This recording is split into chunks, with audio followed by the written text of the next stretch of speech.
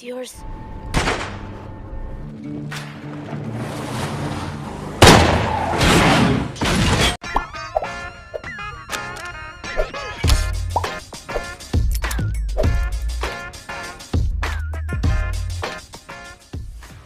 Halo lurku.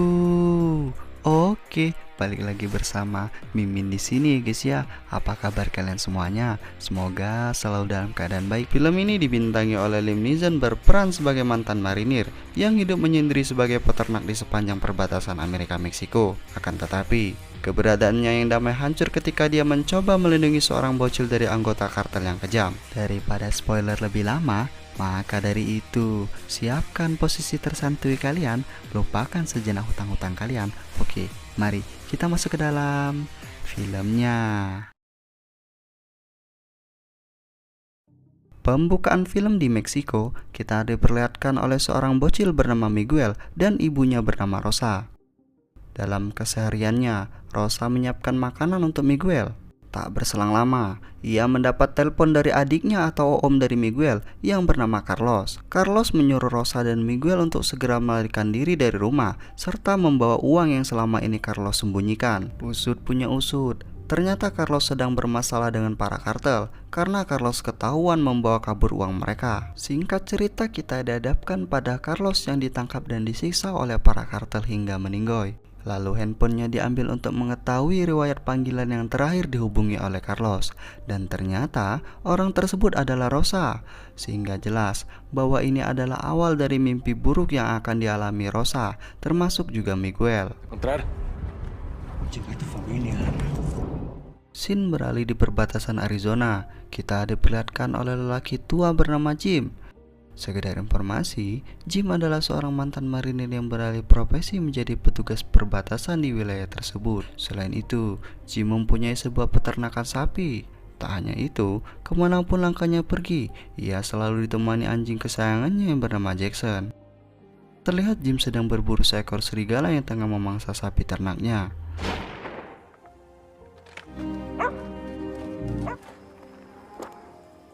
Ketika ia mengecek hewan buruannya, ia tanpa sengaja menemukan seorang pria yang terluka di bagian kaki. Alhasil Jim pun mencoba menghubungi tim medis setempat. Kemudian Jim pun pulang ke rumahnya. Di sini Jim menghabiskan masa tuanya seorang diri karena istrinya telah meninggal beberapa tahun silam karena sakit. Tak berselang lama, datanglah petugas bank yang menginfokan kepadanya bahwa rumahnya akan disita dalam 90 hari ke depan jika tidak segera membayar hutangnya kepada pihak bank. Yang ternyata, usut punya usut, Jim meminjam uang kepada pihak bank untuk biaya pengobatan almarhum istrinya. 90 days, most likely. I just need a little time to sort things. You have yourself a good evening. Singkat cerita, Jim akhirnya memutuskan untuk menjual peternakan miliknya untuk melunasi hutang-hutangnya. Akan tetapi, karena pembeli melihat sapi-sapi ternak Jim yang badannya kurus-kurus, alhasil pembeli pun hanya menawar dengan harga yang murah. Bahkan itu pun belum cukup untuk membayar semua hutangnya. Malam harinya Jim memutuskan untuk enjoy sejenak di sebuah bar cabang keledokan Mang Paiman. Tak lama kemudian, ia dihampiri seorang wanita cantik bernama Sarah. Ia merupakan anak tiri Jim yang berprofesi sebagai seorang polisi. Di sini Jim curhat atas apa yang ia alami kepada Sarah. Melihat kondisi ayahnya yang terlihat sudah mabuk berat karena tuak oplosan racikan Mang Paiman, alhasil Sarah pun mengantar Jim pulang ke rumah. Ketika di rumah, Sarah pun melihat fotonya bersama ibunya, menandakan bahwa Sarah amatlah merindukan sosok ibunya. Sarah pun mengucapkan terima kasih kepada Jim karena terus berusaha membahagiakan ibunya semasa hidupnya. Keesokan harinya di perbatasan Meksiko dan Amerika, terlihat Rosa dan Miguel bersama seorang pria. Diketahui, pria itu adalah seorang calo ketika seseorang hendak melewati perbatasan tersebut. Akan tetapi, pria itu tidak berani melewati daerah tersebut karena masih wilayah kekuasaan para kartel. Ustedes saben? Hal itu membuat Rosa dan Miguel harus melewati perbatasan itu berdua saja. Dan tak lama kemudian, terlihat mobil kartel menuju mereka. Di saat yang bersamaan, Jim kebetulan melintasi daerah tersebut dan melihat Rosa dan Miguel yang ketakutan meminta pertolongan Jim. Tak berselang lama, mobil para kartel pun tiba menghampiri mereka. No. YA's about a click south of 10-4. Tak berselang lama, mobil para kartel pun tiba menghampiri mereka. Diketahui bahwa pemimpin dari kartel tersebut bernama Maurico. Maurico nampak melebihi Jim untuk menyerahkan Rosa dan Miguel. Akan tetapi, Jim tahu jika Maurico adalah orang jahat, sehingga Jim memutuskan untuk membantu Rosa dan Miguel. Mendengar hal itu, membuat para kartel murka, hingga terjadilah baku tembak yang dramatis.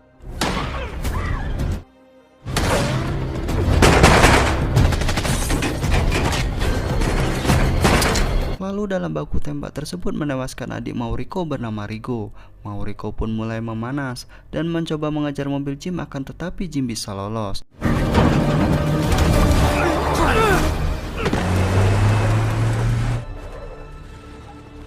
Karena kematian adiknya lah membuat Maurico juga akan mengincar Jim. Ketika melarikan diri dari para kartel, ternyata Miguel baru sadar bahwa Rosa tertembak di bagian perutnya yang membuat Rosa meninggoy pada saat itu. Mama! Jim pun mendapatkan sebuah potongan kain yang berisi sebuah alamat. Di malam harinya pihak kepolisian dan medis pun datang ke TKP. Di situ Sarah yang bertugas untuk membawa Miguel ke tempatnya dan memberitahu Jim untuk tidak ikut campur karena amatlah berbahaya karena hal ini berurusan dengan kartel.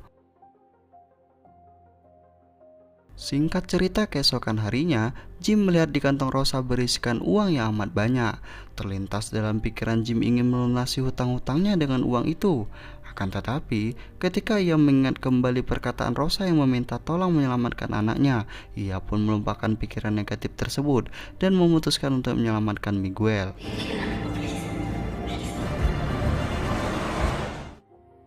Scene beralih, nampak Jim membawa kabur Miguel di tempat penampungan sementara. Karena Jim tahu, jika mengikuti prosedur dari kepolisian, bisa-bisa Miguel diantarkan ke hadapan Maurico dengan mudah.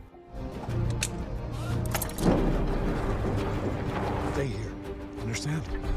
Jim pun otw ke rumah mengambil pakaian dan perlengkapan senjata yang diperlukan. Akan tetapi, ketika Jim sedang masuk di rumahnya, Miguel pun kabur seakan masih ragu dengan Jim. Hingga singkat cerita, Jim pun berhasil menemukan Miguel dan menegaskan bahwa ia hanya berniat menolongnya tanpa maksud apa-apa.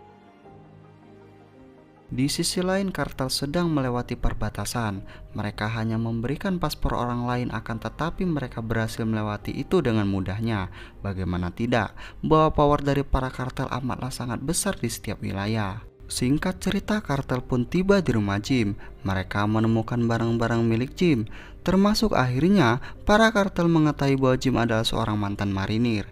Kemudian mereka menemukan kertas tagihan milik Jim, sehingga mereka nantinya dapat mengetahui posisi Jim berada. Ketika Jim menggunakan kartu kreditnya, mereka pun membakar rumah Jim.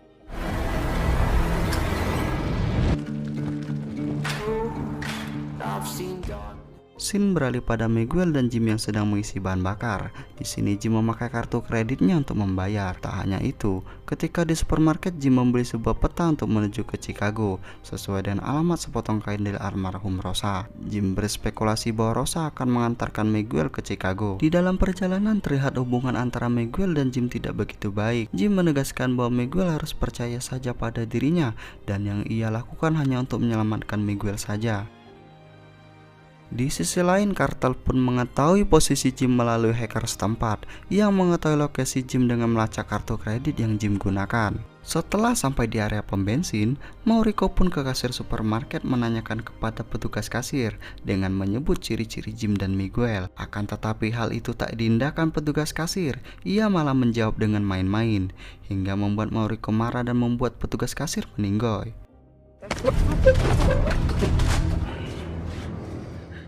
Kemudian Maurico memeriksa CCTV sehingga menemukan Jim dan Miguel.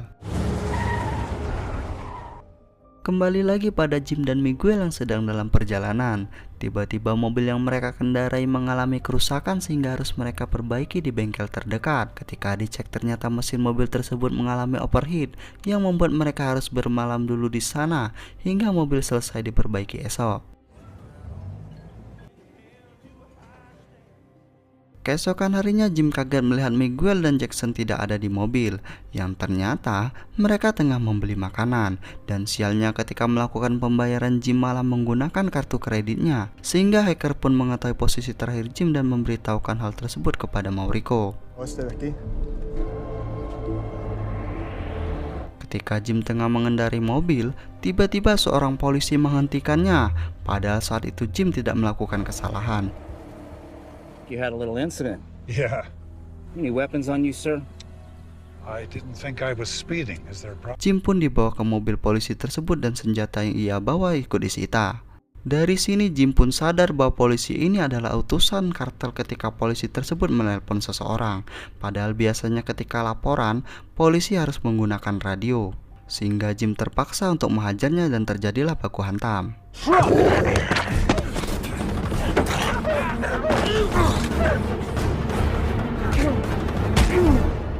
Tapi tak sengaja Miguel menjatuhkan peta milik mereka, yang dimana peta itu sudah diberikan tanda bahwa mereka akan menuju ke Chicago.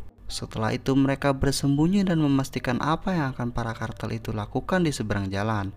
Ternyata benar bahwa kartel tersebut sedang mengincar mereka. Karena kesal kepada polisi tak berhasil menangkap mereka, Mauricio pun membunuhnya. Kemudian ketika akan memasuki mobil, Mauricio pun menemukan sebuah peta yang dimana peta tersebut adalah milik Jim yang terjatuh.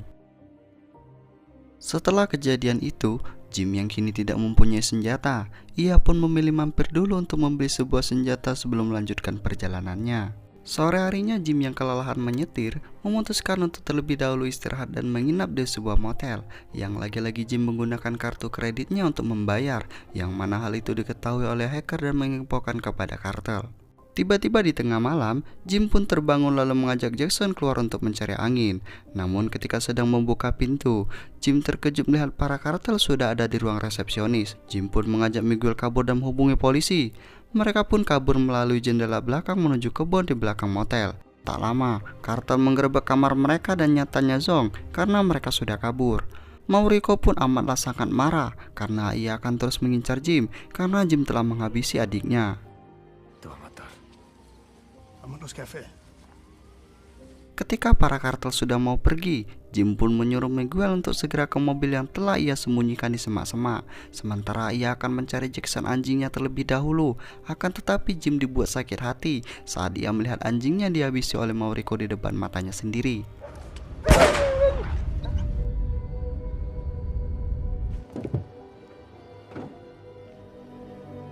Keesokan harinya, Jim mengubur Jackson sebelum mereka melanjutkan perjalanan menuju Chicago.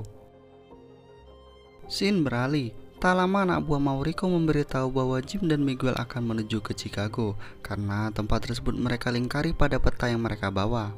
Saat itu juga Mauricio menghubungi rekan kartelnya yang berada di Meksiko untuk memberitahu mengenai informasi Jim kalau Jim melewati daerah itu dengan ciri-ciri mobil yang disebutkan Mauricio. Seperti yang kita tahu bahwa kartel juga memiliki jaringan dimanapun. Memang sangat kuat ya power dari kartel ini. Malam harinya terlihat Jim dan Miguel beristirahat di sebuah jembatan ditemani api unggun untuk menghangatkan mereka. Merasa bahwa uang yang mereka bawa adalah uang haram dari kartel, mereka pun membakarnya.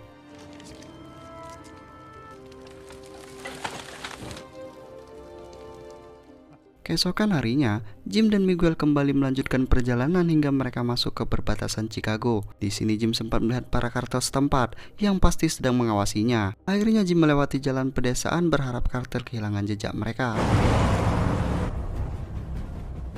Namun sayangnya di tengah jalan pedesaan, mobil Jim berpapasan dengan mobil Mauricio dan komplotan kartelnya hingga terjadilah kejar-kejaran.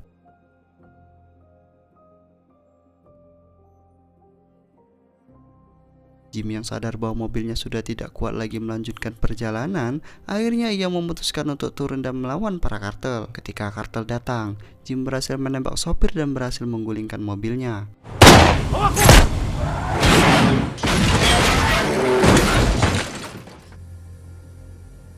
Setelah itu Mauricio dan anak buahnya yang tersisa mencoba menembak Jim.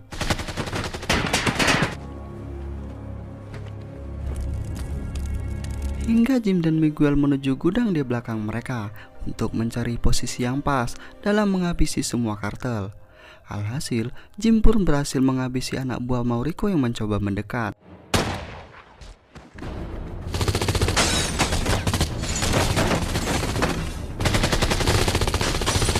Kemudian Jim menyuruh Miguel untuk melakukan pengalihan tembakan, sementara Jim akan pergi ke samping gudang. Ketika Jim sudah sampai di samping, Miguel mulai melakukan pengalihan tembakan, sehingga anak buah Mauricio menyangka bahwa tembakan tersebut dari Jim dan lihat apa yang terjadi.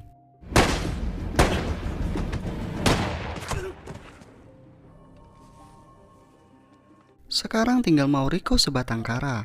Ketika Jim hendak menemui Miguel, ternyata saat itu Miguel sudah berada di tangan Mauricio. Mauricio menyuruh Jim untuk menurunkan senjatanya. Kemudian ia meminta Miguel untuk menembak Jim. Alhasil samping perut Jim sempat tertembak, namun Jim berhasil melepaskan senjata dari tangan Mauricio dan terjadilah baku hantam.